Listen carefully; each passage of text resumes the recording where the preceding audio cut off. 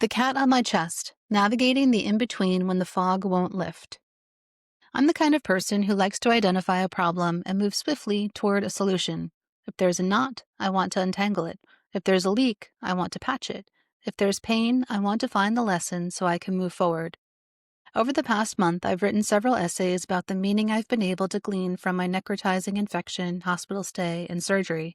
But now, a little over a week after coming home, I have to be honest, this part has been harder than the 2 weeks in the hospital.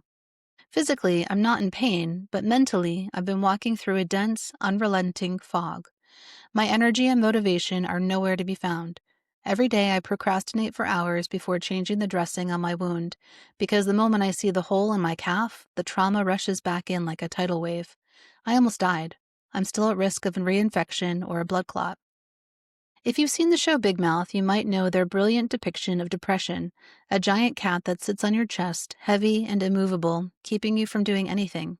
That's how it's felt, a weight pressing down on me, making even small movements feel monumental. And when any mental strain pushes me past my fragile threshold, I find myself in tears, frozen in place. My doctor and I agree that this isn't just emotional fallout, it's also physical, the result of all the chemicals pumped into my body to kill the infection. I counted 6 different kinds of antibiotics, and that kind of microbial carpet bombing leaves an aftermath. We're working to rebalance my system with a binder, probiotics, and other supplements to restore my gut and my energy. In the meantime, I'm leaning on my family and friends to pull me gently into the world for conversation, distraction, and small adventures outside my bed. As the full moon rose this weekend, I felt the faintest shift, the fog thinning just enough to remember who I am. That little piece of space allowed me to ask, if I were my own coaching client right now, what would I tell myself? Here's what came through. 1. Name the season. This is an in-between. The soil has been overturned, but nothing is sprouting yet. That doesn't mean the seeds aren't there. They're just deep underground gathering themselves. 2. Stop forcing the signal. Your intuition hasn't abandoned you. It's resting. After deep trauma, it sometimes goes quiet to listen inward.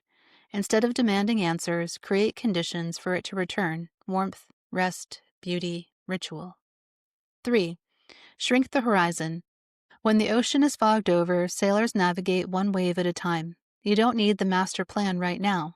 Just find the next true step, the one that feels like relief or nourishment, and take it. 4. Use anchors, not maps. Maps only help when you can see the terrain.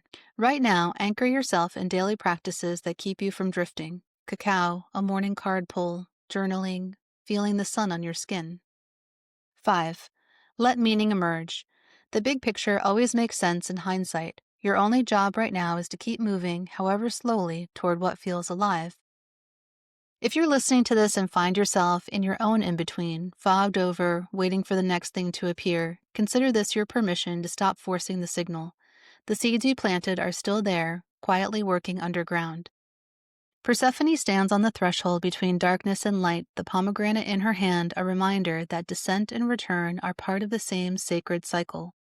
She teaches that the underworld is not just a place of exile, but a womb for transformation, a fertile darkness where seeds dream before they bloom. In her quiet gaze is the promise that even in the deepest fog, spring is already on its way.